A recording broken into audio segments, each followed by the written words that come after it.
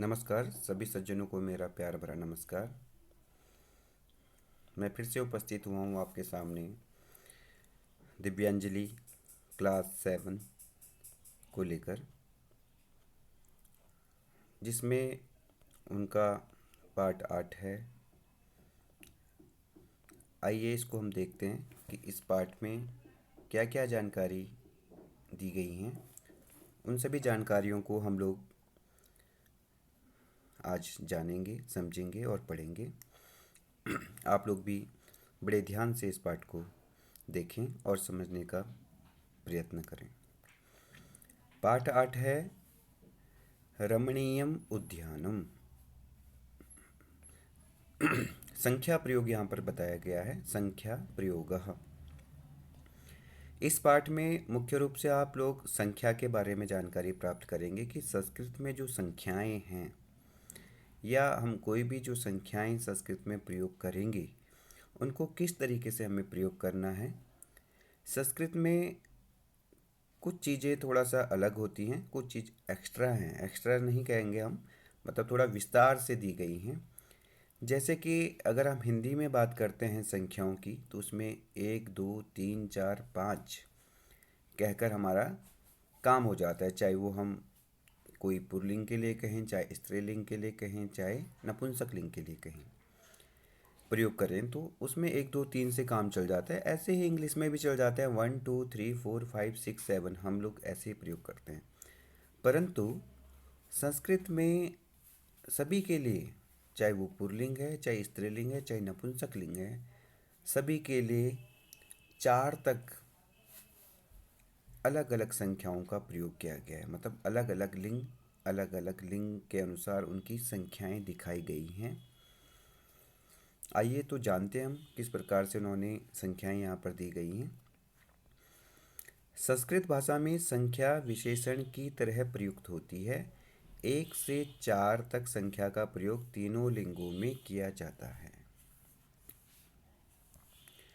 1 से 4 तक का संख्या का प्रयोग तीनों लिंगों में किया जाता है।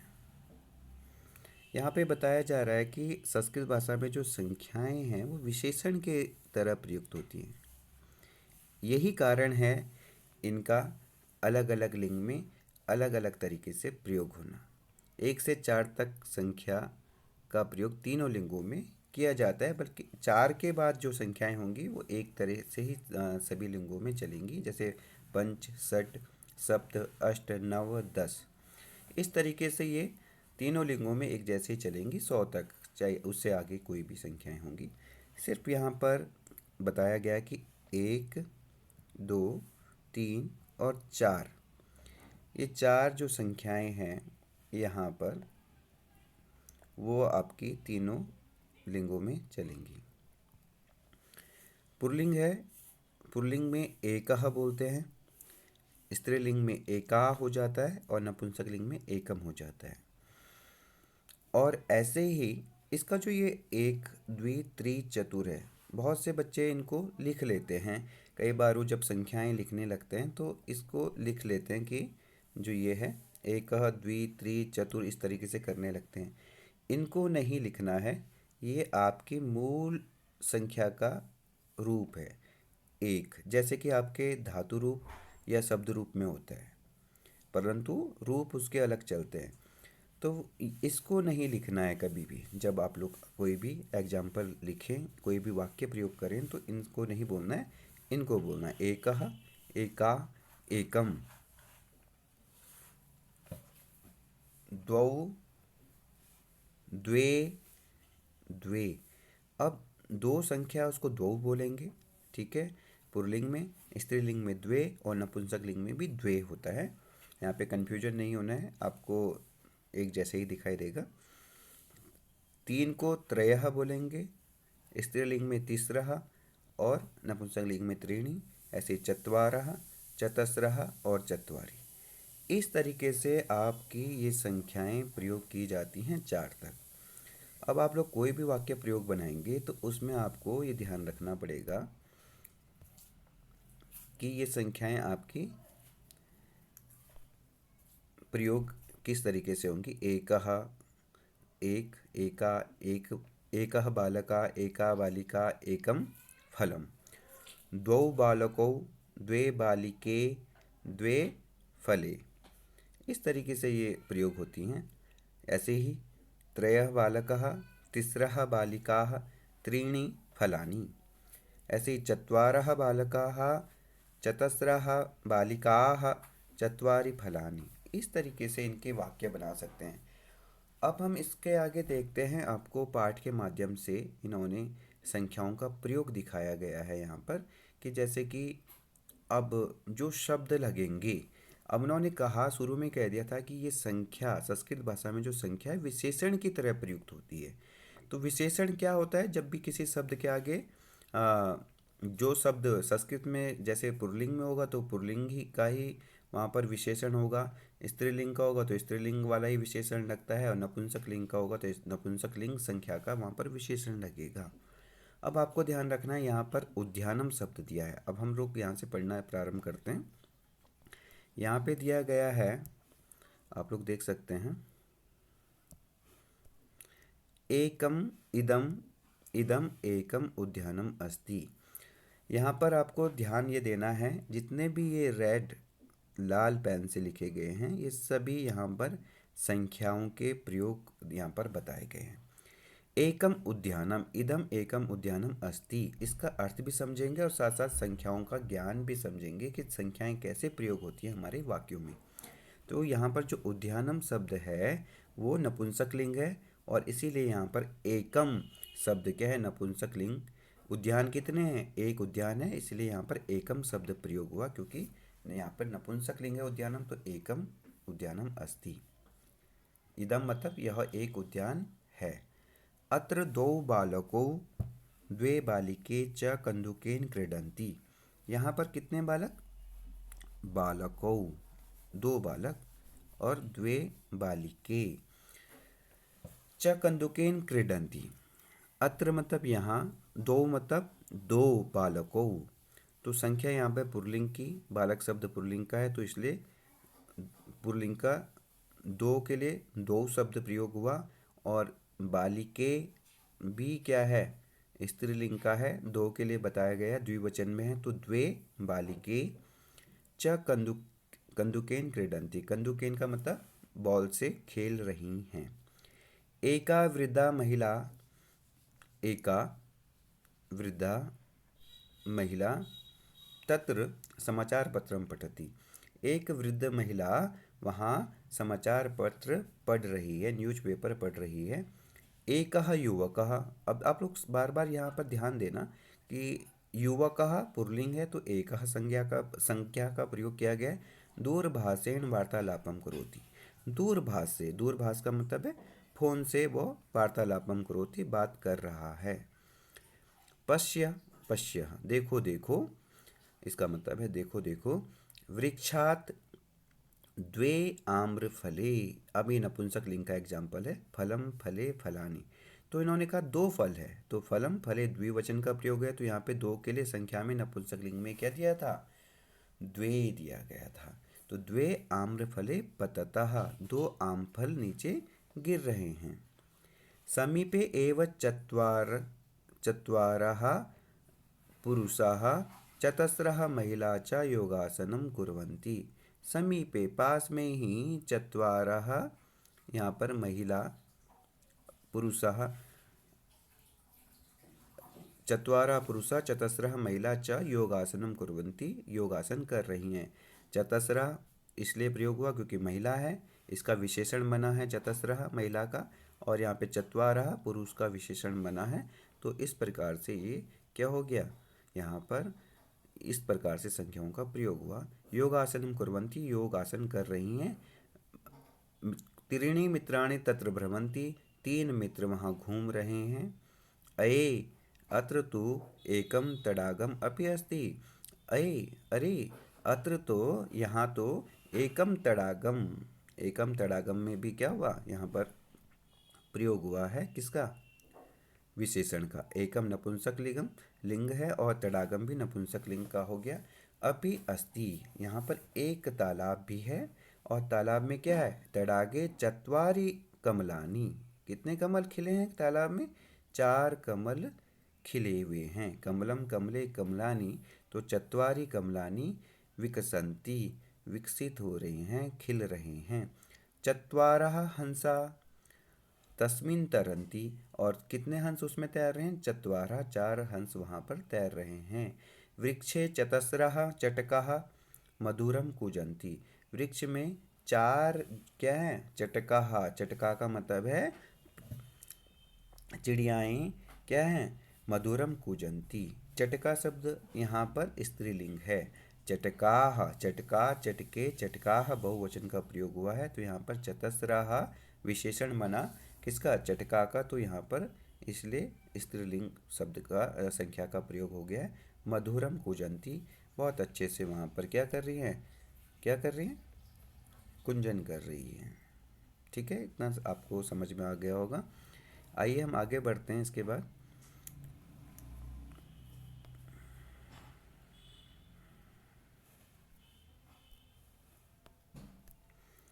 यहाँ पर आपको चित्र के माध्यम से भी दिखाया गया है।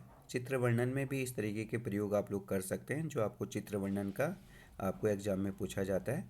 तो इतने छोटे छोटे अगर आप वाक्य वहाँ पर बनाएंगे तो उससे भी आपको बहुत ज़्यादा फ़ायदा हो जाता है और आपको पूरे पूरे नंबर मिल जाते हैं। आपको बड़े वाक्य बनाने की ज़रूरत नहीं है, छोटे छोटे जैसे ऊपर आपने अभी वाक्य देखे ऐसे वाक्य आप लोग बना सकते हैं। अब आप लोगों को यहाँ पर संख्या प्रयोग दिया गया है। जैसा कि मैंने बताया था कि 1 से लेकर 4 तक की संख्याएं इसमें हमारे संस्कृत में तीनों लिंगों में होती हैं। 4 के बाद की सारी संख्याएं समान होती हैं, चाहे वो पुल्लिंग है, स्त्रीलिंग है, नपुंसकलिंग है, तीनों में एक समान रहेंगी। जैसे पंच यहाँ पर दिया है, पंच पाटल पुष्पाणी। यहाँ पर आप लोग देख सकते हैं कि पाटल का मतलब होता है गुलाब। तो गुलाब के कितने फूल हैं? तो पुष्प शब्द कैसा है? नपुंसकलिंग है। पुष्पम पुष्पे पुष्पाणि, तो यहाँ पर जो नपुंसकलिंग था उसके लिए भी पंच शब्द यहाँ पर संख्या प्रयोग हुई है। तो पंच पाटल पुष्पाणि। ऐसे सठ है यहाँ पे पुस्तकानि, ये भी नपुंसकलिंग है, तो 6 पुस्तकें यहाँ पर हैं, तो यहाँ उनके लिए सठ शब्द प्रयोग हुआ, सठ पुस्तकानि। ऐसे यहाँ पर सप्त तारकाः, कितने तारे हैं यहाँ पर दिखाई दे रहे हैं? आपको 7 तारे दिखाई दे रहे हैं, तो इसलिए ये सप्त तारकाः यहाँ पर प्रयोग हुआ है, 7 तारे हैं, पुल्लिंग शब्द है। और कलमानी, कितने कलम यहाँ पर दिखाई दे रही हैं? कलम हम पेन को बोल सकते हैं, तो अष्ट मतलब 8 यहाँ पे कलम आपको दिखाई दे रही हैं, तो इसलिए यहाँ पर अष्ट शब्द प्रयोग हुआ। नव कंदुकानी, कंदुकानी बॉल के लिए कंदुक कहते हैं, कंदुकम कहते हैं, तो ये नव कंदुकानी यहाँ पर प्रयोग हुआ, इसका मतलब है 9 बॉल। 10 तितलिका, 10 कितनी तितलियां हैं यहाँ पर? 10 तितलियां आपको दिखाई दे रही हैं, इसलिए यहाँ पर 10 शब्द प्रयोग हुआ, 10 तितलिका। एकादश खगाह, एकादश खगा यहाँ पर शब्द है, आप ध्यान रखेंगे खगा शब्द पुल्लिंग है, तो एकादश यहाँ पर मतलब 11 क्या है? यहाँ पर खग हैं। खग मतलब पक्षी के लिए यहाँ पर प्रयोग होता है, कोई भी पक्षी पक्षी के लिए हम प्रयोग कर सकते हैं। द्वादश चमसाह, यहाँ पर कितने चम्मच दिखाई दे रहे हैं आपको? द्वादश मतलब 12 चम्मच यहाँ पर आपको दिखाई दे रहे हैं। इस तरीके से आप लोग इन संख्याओं का अलग अलग शब्दों के साथ भी प्रयोग कर सकते हैं। आगे हम लोग देखते हैं कि त्रयोदशः, त्रयोदश पत्राणि, पत्राणि नपुंसकलिंग शब्द है और 13 पत्ते यहाँ पर दिखाई देंगे आपको। चतुर्दश सेव फलानी, सेव फलानी सेब के लिए, एप्पल के लिए कहते हैं, तो 14 क्या है यहाँ पर? सेब आपको दिखाई दे रहे हैं। ऐसे ही पंचदश आम्राणी, 15 आपको यहाँ पर आम दिखाई देंगे। और यहाँ पर षोडश कदली फलानी, कदली फलानी केले के फलों को हम लोग कदली फल कहते हैं, तो कितने हैं? 16 हैं, तो षोडश रहा 16 के लिए प्रयोग होता है संस्कृत में। ऐसे यहाँ पर सप्तदश, अब सप्तदश है, यहाँ पर सप्तदश का मतलब है 17, है ना? सप्तदश का मतलब है 17। सप्तदश रक्तांगः, रक्तांगा का मतलब क्या होता है? यहाँ पर क्या दिया गया है? टमाटर, टमाटर दिया गया है, रक्तांगा का मतलब है टमाटर। तो कितने टमाटर हैं? 17 टमाटर हैं। ऐसे ही यहाँ पर 18 है, तो अष्टादश टोपिकाः, टोपिका आप लोग कैप जो होती है उसके लिए प्रयोग होता है। यहाँ पर 18 कितनी है? टोपी हैं। यहाँ पर नवदश या ऑब्लिक करके उन्होंने बताया यहाँ पे आपको, या आप 9-10 कह सकते हैं, या आप लोग उसको एकोनविंशतिः भी कह सकते हैं। तो कुंचिकाः, कुंचिकाः शब्द है, तो ये यहाँ पर कुंचिका का मतलब होता है जो चाबी होती है, की उसको इंग्लिश में आप लोग कहते हैं, चाबी यहाँ पर हम हिंदी में कह देते हैं। तो कुंचिका हो गया। इसके बाद है आपका विंशतिः मीनाः। विंशति मीनाः, मीना का मतलब है मछलियाँ, आप लोग जानते हैं, बहुत अच्छे से समझते हैं। तो मीना मछली, 20 मछलियाँ हैं। तो इस तरीके से आप लोग अन्य किसी भी शब्दों के साथ आप इन संख्याओं का प्रयोग इस तरीके से कर सकते हैं कि 20 क्या है, मछलियाँ वहाँ पर हैं। तो 20 तक की संख्याएं आप लोगों को हैं, आपके सिलेबस में 30 तक या 40 तक की संख्याएं आ सकती हैं। तो आप उनको उस तरीके से आप लोग याद कर लें। याद करना ज़रूरी होगा इन संख्याओं को, और जब आप याद कर लेंगे तो किसी भी शब्द या किसी भी वाक्य में आप इनका आसानी से प्रयोग कर सकते हैं। यहाँ पर दिया गया है कि षट पद का विशेष्य संज्ञा यदि किसी स्वर वर्गीय तृतीय चतुर्थ या पंचम वर्ग से वर्ण से अथवा य र ल व ह से प्रारंभ हो तो षट को षट में परिवर्तित होता है। यथा, आपको यहाँ पर थोड़ा ध्यान देने की आवश्यकता है। यहाँ पे एक नियम बताया गया है, जो षट है, षट आपने, षट का मतलब है 6, आपने संख्या पढ़ी होगी, 6 संख्या पढ़ी होगी। पद का विशेष्य संज्ञा, विशेष्य या संज्ञा यदि किसी स्वर वर्गीय तृतीय चतुर्थ या पंचम, हमारे वर्ग होते हैं, 5 वर्ग होते हैं, जिसमें आपने देखा होगा क ख ग घ ग च छ ज झ झ ञ, इस तरीके के जो वर्ग हैं उनकी बात कर रहे हैं। वर्गीय तृतीय चतुर्थ या पंचम वर्ण से अथवा य र ल व ह से प्रारंभ हो। विशेष्य की बात कर रहे हैं। विशेष्य मतलब जैसे हमने कोई संख्या लगाई और उसके पीछे कोई संज्ञा शब्द है, संज्ञा शब्द है, उसको हम विशेष्य कहते हैं, और संख्या क्या बनती है, हमारा विशेषण बनती है। तो उसमें उसके लिए ये रूल बता रहे हैं कि वो उसमें या कोई किसी भी वर्ग का अगर वो तृतीय वर्ण होगा या चतुर्थ होगा या पंचम वर्ण होगा, या कह रहे हैं य र ल व ह से प्रारंभ हो, अगर कोई भी संज्ञा उसके बाद इन शब्दों से प्रारंभ होगी, इन वर्णों से प्रारंभ होगी, तो वहाँ पर सट नहीं होगा, हमें सड वहाँ पर लिखना होगा, सड में परिवर्तित होता है। यथा, अब आपको एग्जाम्पल दे रहे हैं, यहाँ से आपको समझ में आएगा। सठ था, सठ 6 के लिए प्रयोग होता है। कपोतः आप लोग जानते हैं, कबूतर के लिए बोला जाता है। इन्होंने कहा वर्ग का तृतीय चतुर्थ और पंचम, ठीक है, तृतीय चतुर्थ पंचम वर्ण में ही अगर इस सामने होगा, यहाँ पर इसमें होगा प्रारंभ में, तो वहाँ पर क्या हो जाएगा, वहाँ पर सट की जगह सड रूप बन जाएगा। तो यहाँ पर तो ये पहला वर्ण है क, इसलिए यहाँ पर सट ऐसे ही रहा, परंतु यहाँ पर जो ये सड है, आप लोग देख सकते हैं सड है, और ये आगे वाला जो दंत लेपाह लिखा है, तो दंत यहाँ पर कौन सा वर्ण है, तो थ और द, ये तीसरा वर्ण है। इन्होंने कहा था ना वर्ग का तृतीय वर्ण अगर होगा सामने, तो यहाँ पर इस टॉ की जगह डॉ हो जाएगा, तो इसीलिए यहाँ पर सड हुआ। आपको कन्फ्यूजन नहीं होना चाहिए। फिर यहाँ पर उन्होंने फिर से दिखाया है सट तित्तेली का, तो यहाँ पर सट ऐसे ही क्यों रहा, क्योंकि तौ वर्ण था, तौ वर्ग का पहला वर्ण था, तो इसीलिए तौ में पहला वर्ण था, इस कारण से यहाँ पे सट ऐसे ही रहा। अब यहाँ पर फिर आपको सड सड दिखाया उन्होंने, सड रक्तांगा, सड सड सड रक्तांगा इसलिए बताया क्योंकि इन्होंने यहाँ पर ये भी बताया आपको य र ल व ह, अगर ये भी इन वर्णों से भी अगर सामने संज्ञा वाला विशेष्य प्रारंभ होगा, तो वहाँ पर उससे पहले टॉ को डॉ वर्ण में परिवर्तित हो जाता है। इस तरीके से ये नियम है, इसको भी समझना जरूरी है। आप लोगों के कक्षा में बहुत डाउट होते हैं इस तरीके की, ये डॉ क्यों आ गया, पहले तो टॉ लिखा हुआ था। तो इन को इनका कोई कन्फ्यूजन ना रहे, इस वजह से यहाँ पर आपको ये विशेष रूप से दिखाया गया है। आगे हम बढ़ते हैं। अब आपको शब्दकोश यहाँ पे दिया गया है। शब्दकोश को भी बड़े अच्छे से आप लोग जानेंगे। शब्दकोश को समझना भी जरूरी होता है। इदम, इदम का मतलब है यह। कंदुकेन का मतलब है गेंद से। अच्छा, आप लोगों को एक बात और ध्यान रखनी पड़ेगी यहाँ पर। जब भी आप लोग शब्दों का अर्थ लिखते हैं, आपको एग्जाम में पूछा जा रहा है कंदुकेन, तो कंदुकेन का मतलब है गेंद से ही लिखना पड़ेगा, क्योंकि यहाँ पर तृतीय विभक्ति का यूज हुआ है। कंदुकम का, बॉल का तृतीय विभक्ति का यूज हुआ, तो तृतीय विभक्ति का जो कारक चिन्ह है कर्तानी कर्म को कर्ण से हुआ है, तो आपको ऐसा लिखना पड़ेगा। क्योंकि अगर आप ऐसा नहीं लिखते हैं तो अर्थ पूरा स्पष्ट नहीं होता है, तो आपको इस प्रकार से लिखना होगा, ये भी ध्यान रखना है। वृद्धा पूछा है तो इसका मतलब है बूढ़ी, और ये स्त्रीलिंग है वृद्धा, तो इसलिए यहाँ पे बूढ़ी लिखा है।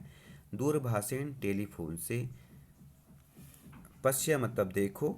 वृक्षात मतलब पेड़ से। योगासन मतलब योगासन। तडागम मतलब तालाब। तस्मिन मतलब उसमें। वृक्षे पेड़ पर। चटकाह चिड़िया। मधुरम मीठा। कूजंती कूजती हैं। कूजती है मतलब जो वो वॉइस निकालते हैं उसकी बात कर रहे हैं। पाटल पुष्पाणी मतलब गुलाब के फूल। और रक्तांगह टमाटर की बात उन्होंने कही थी, बहुवचन है इसलिए यहाँ पर अनेक लिखा है उन्होंने, तो टमाटर। ठीक है। अब आपको ये भी ध्यान रखना है कि आपको हर पाठ के बाद एक नवीन धातुओं का परिचय भी कराया जाता है, तो इनको भी सीखना बहुत ज़रूरी है, तभी आप लोग कर पाएंगे। दृश्य धातु देखने के अर्थ में प्रयोग होती है, और इसका जो रूप बनता है पश्यति पश्यता पश्यंती बनता है। पत धातु गिरने के अर्थ में पतति पतता पतंती। पठ धातु है पढ़ने के अर्थ में पठति पठता पठंती। त्रि धातु है तैरने के अर्थ में तरति तरता तरंती। कुज धातु है चहचाने के अर्थ में, है ना, कूजति कूजतः कूजंती, ये इस तरीके से बनता है। क्रीड धातु है खेलने के अर्थ में क्रीडति क्रीडतः क्रीडंती। और वी प्लस कस धातु है खिलने के अर्थ में। वी यहाँ पर उपसर्ग है, कस मूल धातु है, तो विकसती रूप बनता है खिलने के अर्थ में। विकसती विकसतः विकसंती। अस धातु है होने के अर्थ में, जिसमें आप अस्ति स्तः संति बोलते हैं, तो इस तरीके से बनेगा। भ्रम धातु है यहाँ पे। भ्रम मतलब घूमने के अर्थ में, जब हम घूमने के लिए जाते हैं जैसे भ्रमणम, तो यहाँ पे होगा भ्रमति भ्रमतः भ्रमंती। इस तरीके से इसके वर्तमान लट लकार में रूप बनते हैं। क्री धातु है करने के अर्थ में, जिसमें करोति कुरुतः कुर्वन्ति, इस तरीके के रूप बनते हैं। तो इस प्रकार से आप लोग इनको भी समझ सकते हैं। धीरे धीरे आप लोगों को नई नई धातुओं का परिचय यहाँ पे कराया जाता है। ये इसलिए कराया जाता है कि दिन प्रतिदिन आपका ज्ञानवर्धन होता रहे। यहाँ पर आपको अव्यय पदानी भी दिए गए हैं। अव्यय आप लोग बहुत अच्छे से जानते भी हैं, और ये बहुत काम भी आते हैं जब आप अनुवाद बनाते हैं, वाक्य प्रयोग बनाते हैं। अत्र का मतलब है यहाँ। एव का मतलब है ही। अपि का मतलब है भी। तत्र का मतलब है वहाँ। चौ का मतलब है और। तो इस तरीके से इन्होंने यहाँ पर अलग से आपको दिखाए गए हैं। यहाँ पर आपको अव्यय पदानी, इससे भी आपको क्या है बहुत ज़्यादा फ़ायदा होगा जब आप इनका अभ्यास करेंगे और समझेंगे। अब आप लोगों का अभ्यास आ गया है, जिसमें प्रदत्त प्रश्नान एक पदेन उत्तरत। प्रदत्त प्रश्नों का एक पद में उत्तर दीजिए। अब आपको बड़े ध्यान से इसको देखना है। पाठ से ही प्रश्न पूछे गए हैं, आपको इसी पाठ से पूछे गए हैं, तो आपको बड़े ध्यान से उनको देखना है और समझना है, फिर उनको करना है। उद्याने बालका केन क्रीडंती। केन पूछा है कि उद्यान में बालक किस चीज़ से खेल रहे हैं, तो यहाँ पर आप लोग क्या कर सकते हैं। आप लोगों को पता है कि केन यहाँ पर तृतीय विभक्ति में प्रश्न पूछा है, तो आपका उत्तर भी तृतीय विभक्ति में ही आएगा। तो आप क्या लिखेंगे यहाँ पर, कंदुकेन। आंसर क्या हो जाएगा आपका, कंदुकेन हो जाएगा। कंदुकेन क्रीडंती।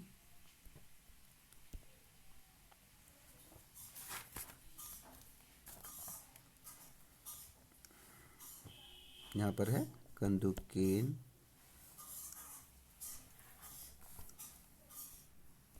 कंदुकेन, यहाँ पर आपका उत्तर हो जाएगा कंदुकेन क्रीडंती। वृद्धा महिला किम पठति, तो यहाँ पर किम प्रश्न पूछा है, क्या पढ़ रही हैं, तो समाचार पत्रम, समाचार पत्रम, इस तरीके से आप लोग इसको कर सकते हैं। हिंट आप बुक से भी देख सकते हैं। कह दूरभाषेण वार्तालापम करोति, कौन फोन से दूरभाष से वार्तालाप कर रहा है। तो यहाँ पे क्या होगा, कौन कर रहा है, एकः युवकः, एकः यहाँ पर ये विसर्ग है और युवकः, इस तरीके से आप प्रयोग कर सकते हैं। अगला है तड़ागे कति हंसा तरंती। आपके पास संख्या पूछे कि तड़ाग में कितनी हंस तैर रहे हैं, तो तड़ाग में कितने हंस आपको तैरते दिखाई दे रहे थे। तड़ाग में कितने हंस तैर रहे थे, आप लोग देख सकते हैं। आपके यहाँ पर पूछा गया है तत्र भ्रमंती, यहाँ पे बताया गया अये तत्र तो एकम तडागम अपि अस्ति तडागे चत्वारि कमलानि विकसन्ति चत्वारः हंसाः तस्मिन् तरन्ति। तो यहाँ पर चत्वारः उत्तर दिया गया है, आप लोग देख सकते हो। चत्वारः हंसाः, हंसाः, इस तरीके से आप लोग देख सकते हो, बुक में लिखा है। और वृक्षे कति चटकाः मधुरम कूजन्ति, वृक्ष में कितने चटकाएँ मधुर कूजन कर रही थी। तो यहाँ पर हो जाएगा चतस्रः, यहाँ पर आप उत्तर दे सकते हैं, चतस्रा है, इस तरीके से है। लिखने में आप लोग बुक से देख सकते हैं, यहाँ पर लिखने में थोड़ा सा प्रॉब्लम हो रही है। तो इस तरीके से आप इसको, इनके क्वेश्चन आंसर आप एक एक वर्ड में यहाँ पर आप देख सकते हैं बुक से देखकर। अब प्रदत्त वस्तूनि गणयित्वा रिक्तस्थाने संस्कृत संख्या पदानि लिखत। अब कह रहे हैं कि प्रदत्त वस्तुओं को गिनकर रिक्त स्थान में संस्कृत संख्या पद लिखिए। अब यहाँ पर आपका अभ्यास कार्य चल रहा है कि आपको संख्याओं, इसको प्रदत्त वस्तुओं को गिनना है और उनकी संख्या को यहाँ पर लिखना है। तो यहाँ पर 1 2 3 4 5, ये 5 संख्याएं हैं, ये 5 हैं। तो अब हमें इसे संस्कृत में लिखना पड़ेगा। तो ये कितनी है, आप लोग देख सकते हैं, सभी देख सकते हैं। तो ये है पंच, यहाँ पर आप लोग देख सकते हैं, बुक में भी आप लोगों को दिया गया है, तो बुक से भी आप लोग हेल्प ले सकते हैं। ये हो गया पंच। यहाँ पर आगे दिया गया है 1 2 3 4 5 6 7 8, 8 दी गई हैं। तो इसको एक जगह क्या हो जाएगा, अष्ट, अष्ट आप लोग प्रयोग कर सकते हैं। और इसके बाद है, इस तरीके से आपको दिया गया है 1 2 3 4 5 6 7 8 9 10। तो 10 हैं, 10 क्या हैं, कलमानी। तो यहाँ पर इस तरीके से आप 10 का भी प्रयोग कर सकते हैं। फिर यहाँ पर आपको दिया गया है 12 दिया है, तो 12 को कैसे लिखेंगे संस्कृत में, द्वादशः। तो द्वादशः, इस तरीके से प्रयोग दिया गया है। आगे हम देखते हैं इसमें 1 2 3 4 5 6 7 8 9 10 11 12 13 14 15 16 17 18 दिया है। 18 यहाँ पर बैठती हैं, तो इनको कैसे लिख सकते हैं हम लोग, 18 को अष्टादशः,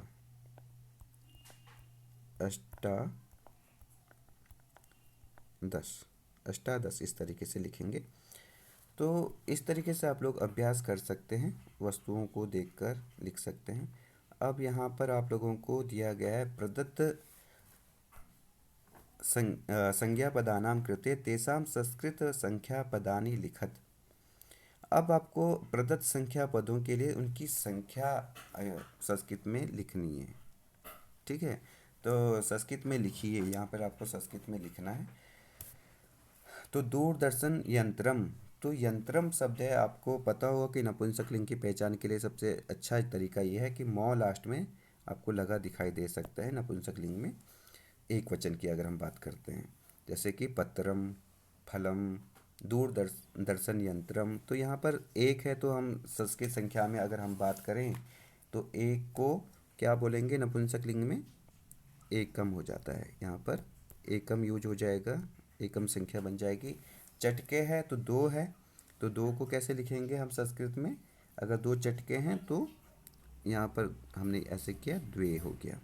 अगला चार है आसंदी का स्त्रीलिंग है, ये भी ध्यान रखना है आप लोगों को। लिंगों का विशेष रूप से ध्यान रखना है। चट का भी स्त्रीलिंग था, आसंदी का भी स्त्रीलिंग है। तो यहाँ पर क्या हो जाएगा कितनी आसंदिकाएं हैं? चार हैं। तो यहाँ पर स्त्रीलिंग में क्या हो जाएगा? चतस्रः।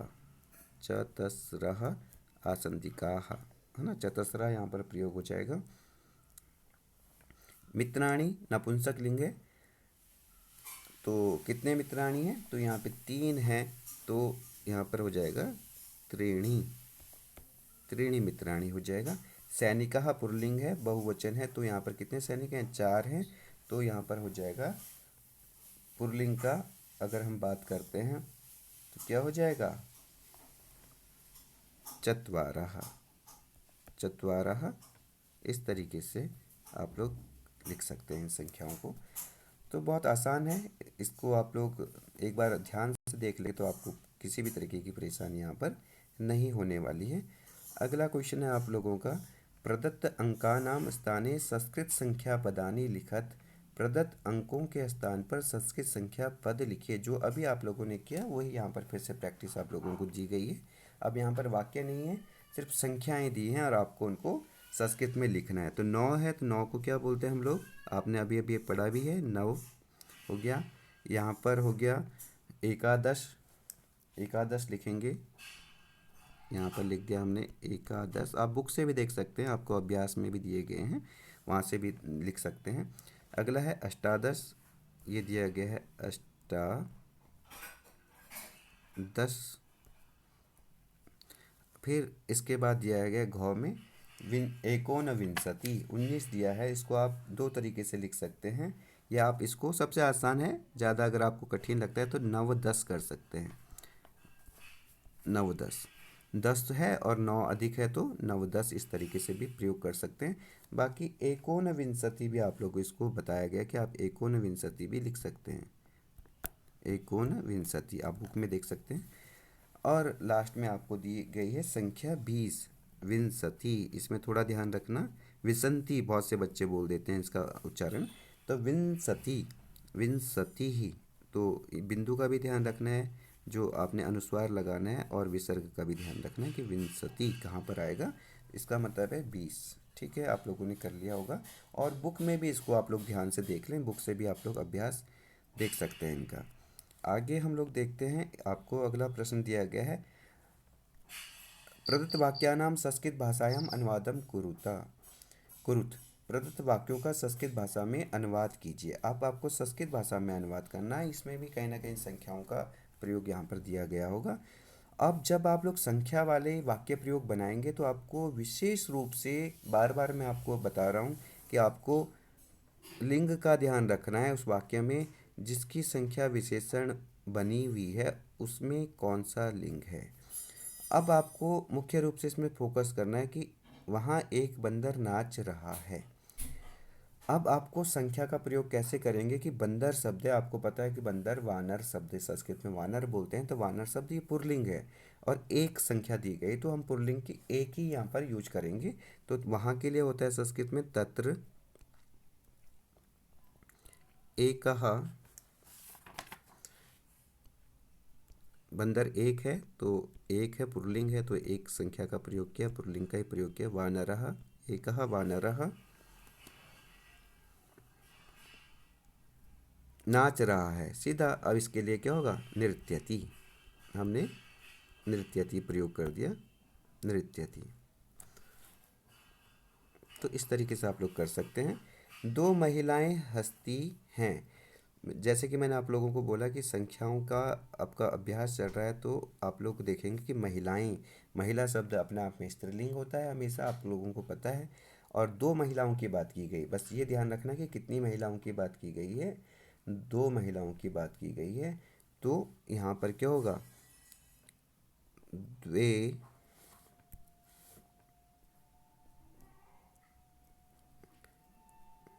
द्वे महिले,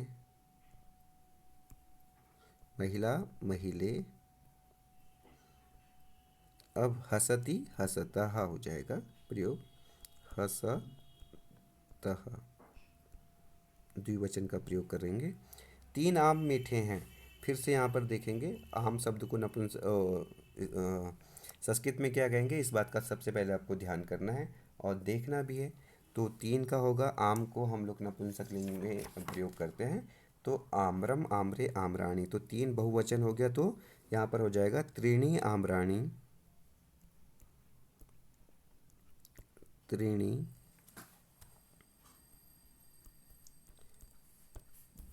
आम्राणी। 3 आम मीठे हैं, त्रीणी आम्राणी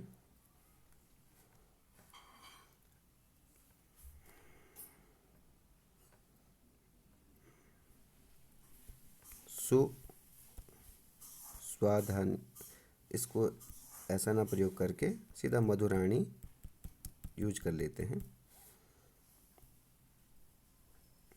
त्रीणी आम्राणी मधुराणी, मधुराणी संति।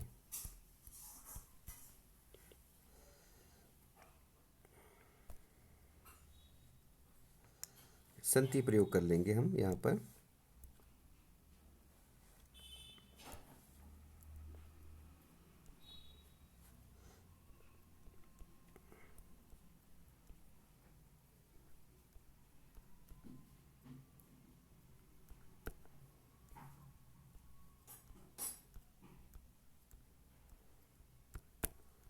इस तरीके से प्रयोग करेंगे। मेरे पाँच पांच पुस्तकें हैं, पांच है, पुस्तक की बात है। पुस्तक शब्द कैसा है आप लोगों ने अभी अभी पढ़ा भी था, पुस्तकम, पुस्तकें, पुस्तकानि, इस तरीके से पढ़ा था। तो नपुंसक लिंग है, तो यहाँ पर 5 है, तो मेरे पास मम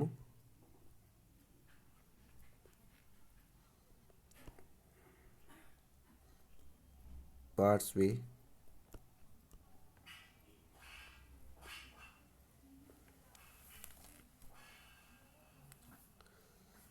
पार्श्वे पंच पुस्तकानि पुस्तकानि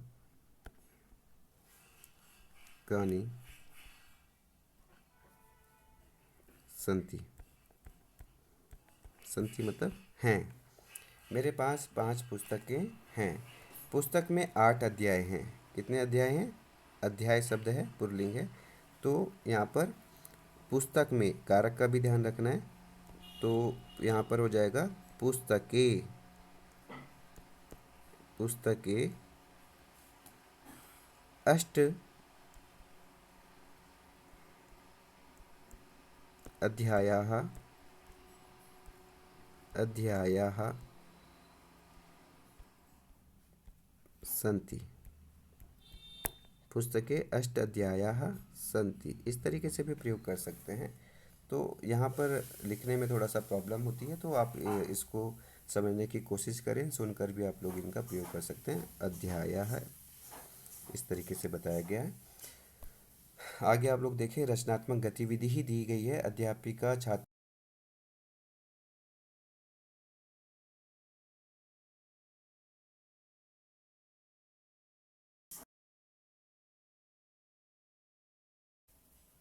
यहाँ पर अध्यापिका छात्रों से संख्या पद तथा वस्तुओं के फ्लैश कार्ड बनवाए तथा कक्षा में खेल खेल में संस्कृत संख्या सिखाए। तो यहाँ पर आप संस्कृत संख्याओं का प्रयोग बहुत आसानी से कर सकते हैं, छोटे छोटे वाक्य बनाकर। जैसे कि कक्षा में कितने छात्र हैं, तो अगर 5 बालक हैं तो किस तरीके से आप पंच बालकाः, अगर 5 बालिकाएं हैं तो पंच बालिकाः, इस तरीके से आप छोटे छोटे वाक्य, एकः बालका, एका बालिकाः, एकम व्यजनम, एकम द्वारम, इस तरीके के छोटे छोटे आप लोग वाक्य बनाएंगे तो आपको बहुत ज़्यादा इसमें फ़ायदा होगा, समझ में भी आएगा और आपके काम भी आएगा। तो ये था आप लोगों का पाठ 8 रमणीयम उद्यानम। आशा है कि आप लोगों को कुछ समझ में आया होगा। अगर आप इसका अभ्यास करते हैं, थोड़ा सा आपको संख्याओं को याद भी करना होगा। अगर आप संख्याएं याद होंगी तभी आप लोगों को इसका कुछ फ़ायदा मिलेगा, और या एग्ज़ाम में भी आप लोग इसको कर सकते हैं, क्योंकि एग्ज़ाम में भी आप लोगों को क्या होगा, संख्याएं पूछी जाएंगी, वाक्य दिया जाएगा और वहाँ पर आपको संख्याएं पूछी जाएंगी कि आप इसकी संख्या लिखो। तो इस तरीके का प्रश्न आपको एग्ज़ाम में ज़रूर आता है और इन संख्याओं को आप आसानी से लिख सकते हैं। और कैसे, जैसे कि 1 से लेकर 4 तक की संख्या है, वहाँ पर आप लोगों को ये ध्यान रखना होगा कि वहाँ पर आपको लिंगों का ध्यान रखना होगा कि पुल्लिंग, स्त्रीलिंग और नपुंसक लिंग का कोई वाक्य तो नहीं है संख्या के बाद। तो उसका ध्यान रखते हुए आपको इसकी संख्या का प्रयोग करना होगा। ठीक है, आज के लिए इतना ही काफ़ी है। थैंक यू, धन्यवाद, नमस्कार।